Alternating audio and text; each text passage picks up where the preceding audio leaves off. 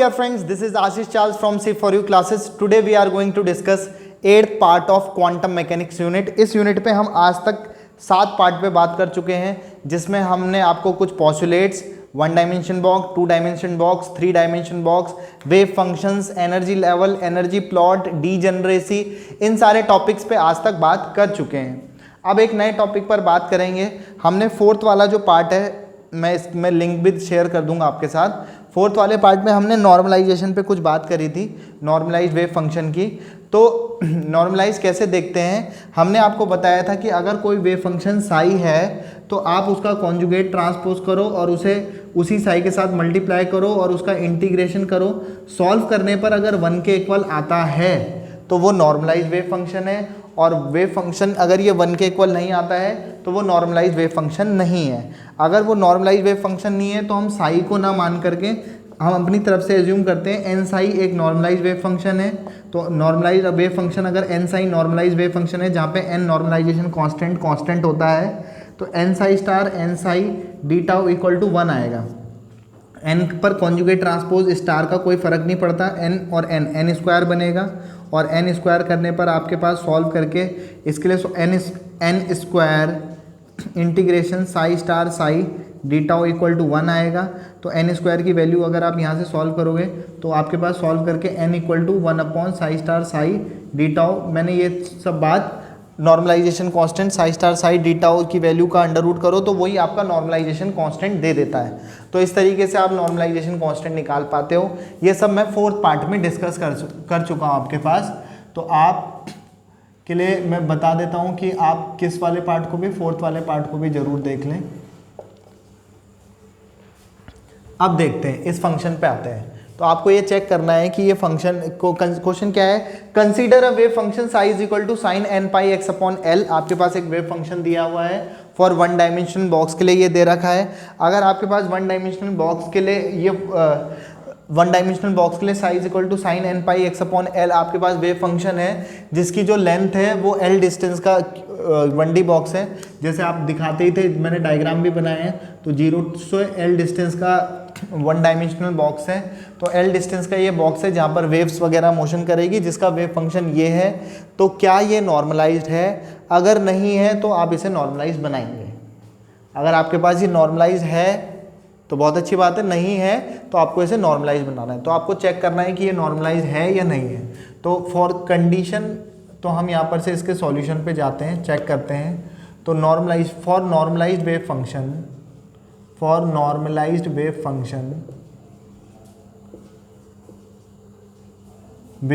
Function, condition ये है, psi star psi d tau should be equal to 1. 0 to L distance का है तो लिमिट 0 to L. अगर ये 1 आता है तो ये नॉर्मलाइज्ड है, नहीं आता तो 1 नहीं है. तो हम इस चीज़ को पहले कैलकुलेट कर रहे हैं. ये 1 आना चाहिए, अगर आता है तो नॉर्मलाइज है, नहीं आएगा तो नॉर्मलाइज नहीं है. तो हम चेक करते हैं. तो चेक करने के लिए क्या करेंगे, psi star psi d tau को कंडीशन ऐसे लिख लेता हूँ, condition for normalize wave function ये होनी चाहिए नॉर्मलाइज वेव फंक्शन के लिए. अब ये जो साई है वो नॉर्मलाइज्ड है या नहीं है, उसी को चेक कर रहे हैं. तो आओ सीखें. तो हम Sai star psi d tau को सॉल्व करेंगे 0 to L डिस्टेंस के लिए. तो हम इसे सॉल्व करेंगे. तो बताओ आपको क्या दिया हुआ है, 0 to L साई की वैल्यू कितनी है आपके पास, sine n pi x by l. फिर से साई स्टार का मतलब होता है कॉन्जुगेट ट्रांसपोज. कॉन्जुगेट ट्रांसपोज का मतलब ये होता है, आपको अगर आई है तो आई की जगह माइनस आई पुट करना है. लेकिन इस वेव फंक्शन में कहीं पर भी आई नहीं है तो sign n pi x upon L का sign n pi x upon L ही रहने वाला है, जहाँ पर ये एल डिस्टेंस है और एक्स भी आपको डिस्टेंस के लिए ही बता रहा होता है. और sign n pi x upon L, यहाँ ध्यान से देखो आप. तो साई स्टार करने पर भी वेव फंक्शन, क्योंकि साई ये दिया हुआ था तो इसमें आई नहीं है तो माइनस आई लगेगा ही नहीं, तो यही साई स्टार है और यही साई है. तो साई स्टार साई की वैल्यू हमने यहाँ पे पुट कर ली. फिर ये डी टाउ जो होता है वो वॉल्यूम एलिमेंट होता है. 2nd 3rd पार्ट में मैंने इस पर बात करी है. तो पोस्टुलेट्स जब मैंने पढ़ाए थे उस पर बात करी है. तो ये जो डी टाउ है वो आपका 1D बॉक्स के लिए हमने बताया है कि इसकी वैल्यू dx होती है. अब इसे इंटीग्रेट करना है आपको. 0 to L sine into sine क्योंकि एंगल सेम है तो sine square N pi x upon L हो जाएगा dx। अब इसे इंटीग्रेशन को सॉल्व करना है। अब आपको इंटीग्रेशन को सॉल्व करने में प्रॉब्लम आएगी मेनली पीसीबी जेडबीसी वालों को। तो जेडबीसी वालों को जब इसे सॉल्व करने में प्रॉब्लम आएगी, क्योंकि मैथ्स वाले तो इसे बहुत अच्छे से समझते हैं, लेकिन कोई भी प्रॉब्लम नहीं है, पहले आप सीख लो। मैं ट्रिक से आपको बता दूंगा कि इसका आंसर कैसे करना होता है, वो लास्ट में ट्रिक पे बात करता हूँ। फिलहाल अभी आप सीखने पे कॉन्सेप्ट समझो, लर्निंग पे ध्यान दो। तो क्या होता है एक फॉर्मूला होता है cos 2x का। cos 2x इक्वल टू होता है 1 माइनस 2 साइन स्क्वायर एक्स।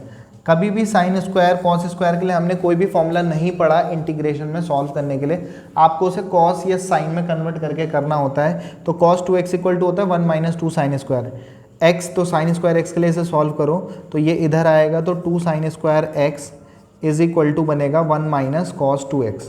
तो 1 माइनस कॉस 2x, तो साइन स्क्वायर 2x को जब आप सॉल्व करोगे, सॉरी साइन स्क्वायर x के लिए आप सॉल्व करोगे तो ये फॉर्मूला बनेगा 1 माइनस कॉस 2x अपॉन 2।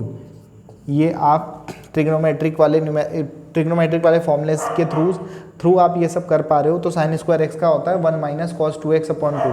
तो यहाँ पर x की जगह n pi x upon L है। तो आपने अभी कोई भी इंटीग्रेशन नहीं किया, सिर्फ साइन स्क्वायर एक्स का ट्रिग्नोमेट्री से फॉर्मूला लगाया, जो कि होता है 1 माइनस कॉस 2x अपॉन 2। तो 2 और x की जगह क्या चल रहा है आपके पास, n pi x upon l. 1 minus cos 2x upon 2 और ये dx। अब इस इंटीग्रेशन को और आगे सॉल्व करेंगे तो ये तो 2 तो कांस्टेंट है, 1/2 को मैंने सबसे पहले आगे लगा दिया। तो किसके लिए सॉल्व कर रहे हो आप, psi star psi d tau is equal to, इसको आप सॉल्व करोगे तो psi star psi d tau की जगह ये 1/2 कांस्टेंट था, ये इंटीग्रेशन से बाहर आ गया। 1 माइनस कॉस 2 जो भी है वो 1 minus cos 2 n pi x upon L आपके पास ये बन गया, और पीछे से dx चल रहा है, लिमिट चल रही है 0 to l। अब आपके पास एक 1 है, ऐसा है ये पूरा एक्चुअली, तो 1 इंटू dx बनेगा सॉरी, आप इसे सेपरेट कर लेते हैं। डिफरेंशिएशन और इंटीग्रेशन एक सेपरेशन प्रॉपर्टी होती है, आप उसे सेपरेट कर सकते हो। डिस्ट्रीब्यूटिव प्रॉपर्टी शो करता है, तो dx एक बार इसके साथ, dx एक बार इसके साथ, तो 1/2 तो आपने कॉमन कर लिया। तो मैं वैसे तो डायरेक्ट भी समझा सकता था, पर मैं ऐसे बता रहा हूँ, dx माइनस 1/2 बाहर जो था वो अंदर डिस्ट्रीब्यूट हो गया, एक बार इसके साथ एक बार इसके साथ, और इंटीग्रेशन, बल्कि हम इसे एक साथ डायरेक्टली सॉल्व कर लेंगे। तो 1 का dx का जो इंटीग्रेशन आएगा वो आएगा x माइनस कॉस एक्स का। कॉस एक्स का इंटीग्रेशन होता है साइन एक्स, कॉस एक्स का इंटीग्रेशन होता है साइन एक्स। तो साइन एक्स की जगह चल रहा है ये, तो 2n पाई एक्स अपॉन एल। और आपके पास जो इंटीग्रेशन करते समय x, वो तो x के लिए फॉर्मूला है cos x का sin x, लेकिन जब आप x के का जो कॉफिशेंट होता है इंटीग्रेशन में आपको उससे डिवाइड करना होता है, n pi by L, 2n pi by L. ये आपका इंटीग्रल वाला फॉर्मूला आ गया, इंटीग्रेट करके ये आपका आंसर आ गया, और 0 to l आपकी क्या हो जाएगी, लिमिट हो जाएगी।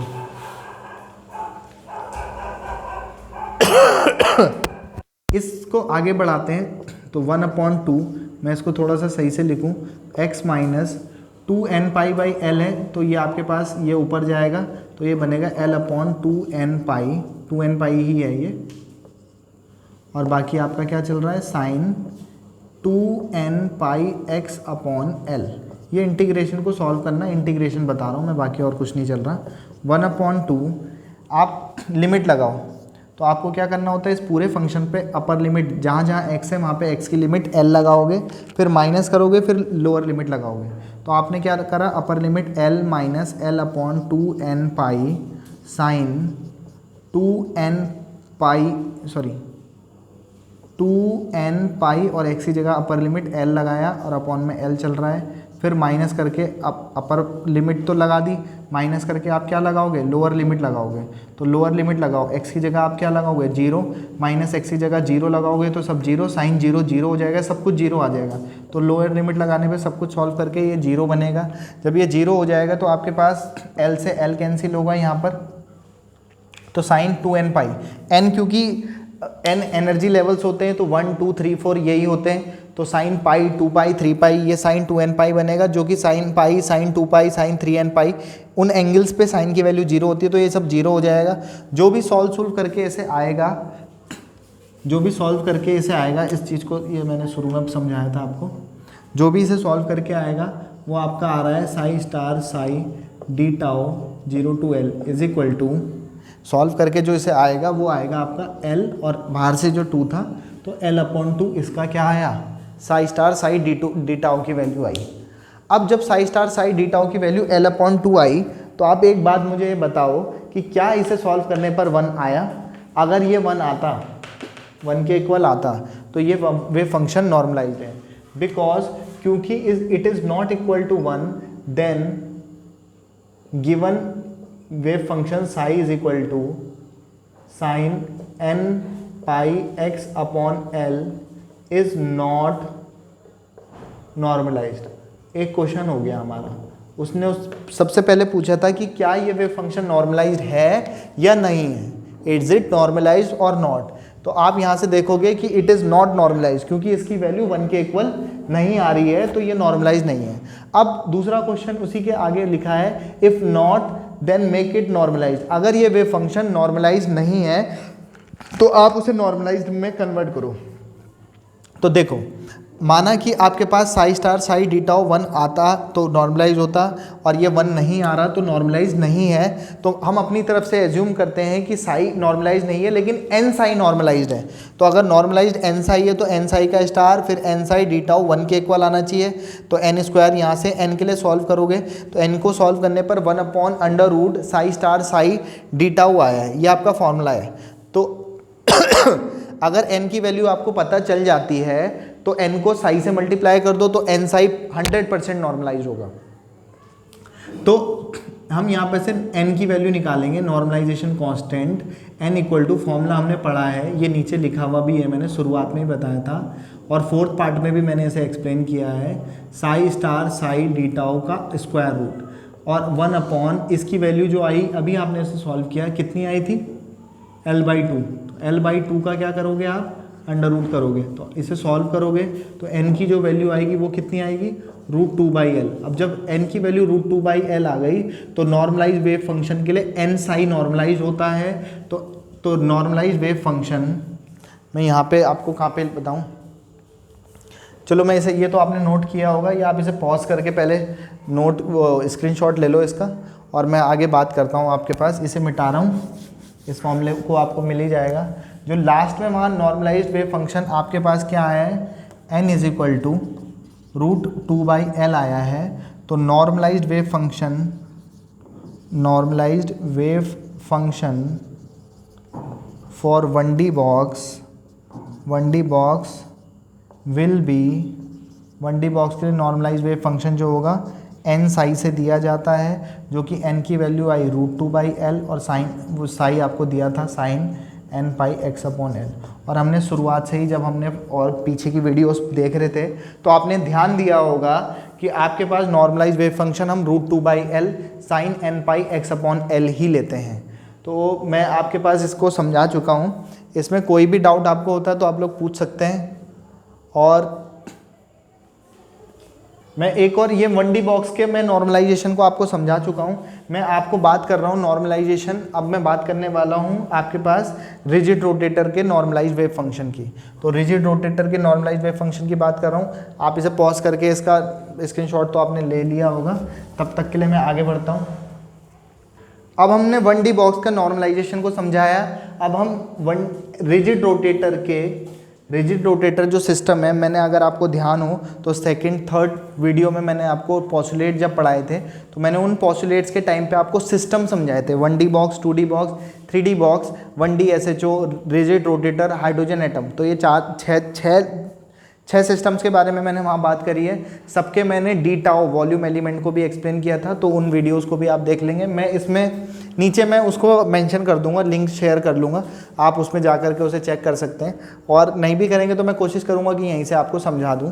तो आपको ये वेव फंक्शन दिया है Sai is equal to e⁻⁰ तो आपको ये बताना है कि ये नॉर्मलाइज है या नहीं है। अगर नहीं है तो आपको इसका नॉर्मलाइज वेव फंक्शन फाइंड करना है, ये क्वेश्चन है। तो given psi is equal to कितना दिया है, e⁻⁰ अब देखो आपको साई स्टार की भी ज़रूरत पड़ती है, तो साई स्टार मैं पहले ही लिख रहा हूँ। आपको पता है कि इसमें आई है तो इसका आप कॉन्जुगेट लोगे तो आई की जगह माइनस आई ले लोगे, तो माइनस आई एम फाई आ जाएगा। तो माइनस आई एम फाई आ गया। नाउ कैलकुलेट करो Sai star psi d tau. अगर इसे सॉल्व करके 1 आ गया तो हमें पता है कि साई नॉर्मलाइज वेव फंक्शन है। अगर इसे सॉल्व करके 1 नहीं आता है तो साई नॉर्मलाइज वेव फंक्शन नहीं है। यही बातें मैं शुरुआत 4th वाले पार्ट से बोलते आ रहा हूँ। आगे बढ़ाता हूँ, क्योंकि जो फाई की रेंज है वो दे भी रखी है उसने 0 to पाई, तो हम यहाँ 0 to पाई से चले जाते हैं। तो लिमिट ले ली मैंने यहाँ 0 to 2 पाई साई स्टार की वैल्यू बताओ आप कितना है, माइनस ई की पावर माइनस है i m phi into psi. Psi की वैल्यू कितनी है, ई की power i m phi e raise to power i m phi. और पीछे से जो डी टाउ होता है तो डी टाउ की जगह 1D बॉक्स के लिए हम dx लेते हैं, 2D बॉक्स के लिए dx dy लेते हैं, 3D बॉक्स के लिए dx dy dz लेते हैं। और जब इस बात रिजिड रोटेटर की आती है तो रिजिड रोटेटर के लिए डी फाई लेते हैं। इतना आपको याद रखना है। लिमिट उसने इस क्वेश्चन में दिया है 0 to 2 पाई, लेकिन नहीं भी दिया होगा तो आपको पता होना चाहिए कि रिजिड रोटेटर की लिमिट 0 to 2 पाई लेते हैं। तो ऐसे अगर हम आगे बढ़ाएं सॉल्व करने के लिए तो 0 to 2 पाई ई की पावर आई एम फाई और ई की power minus i m phi, e की power minus i m phi e की power i m phi d phi. तो अगर हम इसे सॉल्व करें तो देखो बेस जब सेम होता है तो पावर ऐड हो जाती है, और जब पावर ऐड होगी तो i m phi minus i m phi cancel हो जाएगा, ई की पावर 0 डी फाई बनेगा। किसी की भी पावर 0 होती है तो उसकी वैल्यू 1 आती है, जो कि सॉल्व करके डी फाई आएगा। इसको तो सॉल्व करना बहुत आसान हो गया, इसका इंटीग्रेशन और बहुत सिंपल हो गया। और जब इसे सॉल्व करेंगे तो डिफरेंशिएशन से इंटीग्रेशन कैंसिल, काटते नहीं है, बस इसकी आंसर जो आएगा वो आएगा फाई। तो फाई आया आंसर, ऐसे दिखा देते हैं 0 to 2 pi Sai star psi d tau. जो आप इसे सॉल्व कर रहे थे, सॉल्व करके जो आपका आंसर आया वो आ गया फाई। और लिमिट कितनी आ जाएगी 0 to 2 पाई। तो लिमिट लगाओगे तो कितना आएगा 2 पाई माइनस 0, जो कि सॉल्व करके कितना देगा 2 पाई। अब आप एक बात बताओ कि Sai star psi d tau को सॉल्व करने पर 1 के इक्वल नहीं आ रहा है, ये 2 पाई आ रहा है। तो हम इसे सॉल्व करने के लिए हम क्या मानते हैं, एन साई को नॉर्मलाइज मानते हैं। तो एन वैल्यू निकालने का जो फॉर्मूला होता है वो होता है आपके पास, मैं डायरेक्ट फॉर्मूले से जा रहा हूँ, नॉर्मलाइजेशन कांस्टेंट एन की वैल्यू मैं पहले भी बता चुका हूँ, psi star psi d tau होती है 1 upon under root psi star psi d tau की वैल्यू कितनी आई 1 अपॉन इसकी जो वैल्यू आई है वो आई है 2 पाई। तो 2 पाई का अंडर रूट, तो एन की वैल्यू आ गई। Now normalized wave function for rigid rotor will be N psi, क्या हो जाएगा एन साई हो जाएगा। और जहाँ पे एन की वैल्यू कितनी आई है 1 अपॉन रूट 2 पाई, और साई की जो वैल्यू आई है वो कितनी आई है आपके पास, साई की वैल्यू जो थी कितनी थी, ई की पावर आई एम फाई थी, शुरुआत में दे रखी थी। तो ई की power i m phi upon root 2 pi. तो अगर आप इसको आप चेक भी कर सकते हो कि क्योंकि आपने ये वेव फंक्शन ये लिया है, एन साई को ही नॉर्मलाइज वेव फंक्शन माना जाता है। आप इसका क्या करो, इसे लो, इसका कॉन्जुगेट ट्रांसपोज लो, उसे सॉल्व करना, सॉल्व करके देख लेना 1 ही आ रहा होगा, 1 ही आएगा। मतलब अब की बार साई की जगह जो आप ये ले रहे थे, अब की बार साई को ये ले करके चेक करना, चेक करोगे, ये आपके लिए होमवर्क है, चेक कर सकते हो आप इसे। जब आप इसे सॉल्व करोगे, मतलब इस वेव फंक्शन को एन साई को आप नया साई 1 पढ़ लो, साई 1 स्टार, फिर साई डी टाउ करके जब इसे सॉल्व करोगे तो सॉल्व करने पर अब की बार 1 आएगा, और 1 आएगा तो नॉर्मलाइज वेव फंक्शन कहलाते हैं। जिनका Sai star psi d tau करने पर 1 आता है वो नॉर्मलाइज होते हैं। तो होप आपको ये कुछ समझ आया होगा कि जितना मैंने आपसे बात करी है। और बाकी कोई भी प्रॉब्लम आती है आप लोग मुझसे पूछ सकते हैं। फिलहाल जी लो अपनी ज़िंदगी, नेक्स्ट वीडियो में पियेंगे आप लोगों का खून। Have a good day, good bye, good night, शुभ रात्रि।